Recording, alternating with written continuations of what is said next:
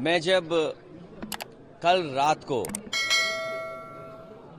Highway पे चला तो मैंने देखा बड़े पैमाने पे गाड़ियां रुकी हुई हैं टोल पर।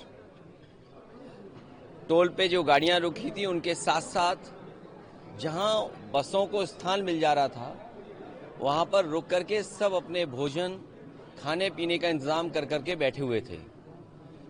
इसीलिए मैंने कहा कि इस सरकार में कई मौकों पर हम लोगों ने देखा अपने मनोरंजन के लिए मनोरंजन कर ये लोग माफ कर देते हैं, टैक्स फ्री करते हैं फिल्में। अगर अपने मनोरंजन के लिए फिल्मों को टैक्स फ्री कर सकते हैं तो इतने बड़े पैमाने पे कुंभ यात्रा पर कुंभ में जाने के लिए स्नान करने के लिए लोग जा रहे हैं और दूर दूर से यात्री जा रहे हैं। सोचिए, जिन परिवारों से मैं मिला वो हिमाचल के थे, हरियाणा के मिले, मुझे दिल्ली के मिले। लोग इतनी दूर से चल कर के आ रहे हैं, न जाने कितना तो उन्हें टोल देना पड़ रहा होगा। जब आप 10,000 करोड़ से ज्यादा का कुंभ कर रहे हैं तो ये टोल माफ करना कोई बड़ी बात नहीं है, इसलिए टोल कर इनके लिए माफ हो जाना चाहिए। आपने लोकसभा में सूची की मांग की। देखिए, ये सरकार छिपा क्या रही है, हमें आपको सोचना चाहिए कि आखिरकार जो सरकार 40 करोड़ लोगों का स्नान के लिए गिनती गिन रही है और हर स्नान के बाद वो करोड़ों की गिनती बता देते हैं। जो लोग करोड़ों की गिनती गिन रहे हैं वो केवल उन बातों को नहीं बता पा रहे कि जान कितनी गई है, लापता कितने लोग हैं। हम और आप लोग लगातार खबरें सुन रहे हैं, कोई अपने पिता को ढूंढ रहा है, कोई अपने परिवार के दूसरे सदस्यों को ढूंढ रहा है, भाई भाई को ढूंढ रहा है, बेटी पिता को ढूंढ रही है। तो ये जो घटनाएं सुनने को मिल रही हैं कि बेटा के पिता एक्सपायर हो गए हैं, उनको डेथ सर्टिफिकेट नहीं दे रहे हैं, आखिरकार क्या छिपाना चाहती सरकार? जब आपने कह दिया है कि कुंभ में मरने वालों के जिन परिवारों की जान गई है उनको 25 लाख का मुआवजा देंगे, मदद करेंगे उनके परिवार की, तो ये गिनती क्यों छिपा रहे हैं आप? ये गिनती इसलिए छिपा रहे हैं क्योंकि उनको मुआवजा न देना पड़े।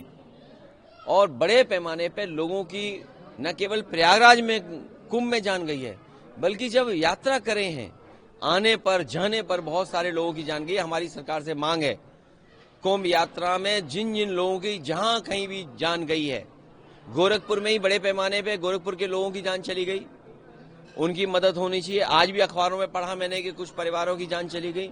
तो कुंभ में जान जाने वालों की, दूसरे प्रदेश के जो लोग आए जिनकी जान गई उनकी, और कहीं भी श्रद्धालुओं का एक्सीडेंट हुआ उसकी जान गई है तो सरकार को मदद करनी चाहिए उनकी।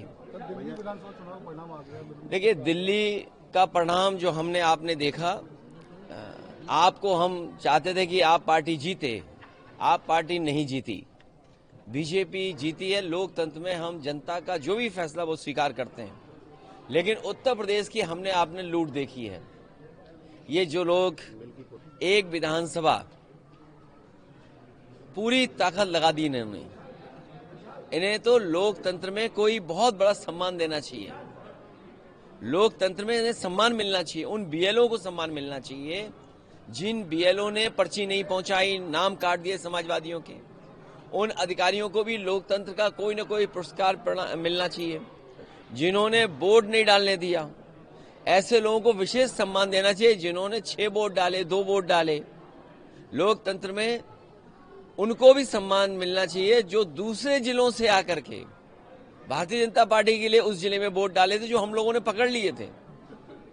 तो ये चुनाव नहीं था, ये लूटा था इन्होंने चुनाव, और ये जनता देख रही है।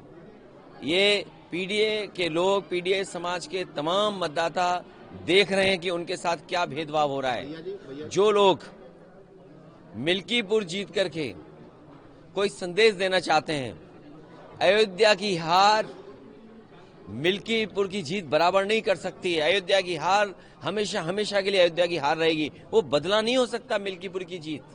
जो लोग ये कह रहे हैं मिल्कीपुर जीत करके बदला ले लिया, अयोध्या का बदला कोई नहीं हो सकता। अयोध्या की जनता ने अयोध्या में जिताया था, ये चुनाव भी जीत जाते, लेकिन इन्होंने बड़े पैमाने पे बेईमानी की है। एक में जीत सकते हो, लेकिन इस तरह की जो काम किया है वो 403 में आपकी 420 ही नहीं चलने वाली आने वाले समय में। चुनाव आयोग पता नहीं जग रहा है, सो रहा है, कहाँ चला गया। इसकी चिंता हमें और आपको दोनों को मिलकर करनी चाहिए। भैया जी